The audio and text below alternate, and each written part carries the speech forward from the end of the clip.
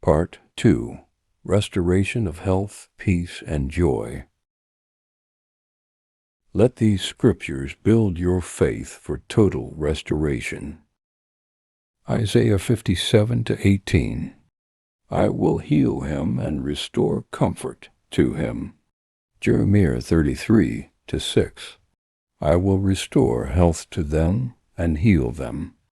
Psalm 147:3. He heals the brokenhearted and binds up their wounds. Restoration Prayer. Lord, I receive restoration in my body, my mind, and my emotions. Every heaviness is lifted. Every wound is healed. My peace and joy are restored fully. I walk in wholeness. In Jesus' name, Amen. If you believe, type Amen. Subscribe for daily restoration scriptures.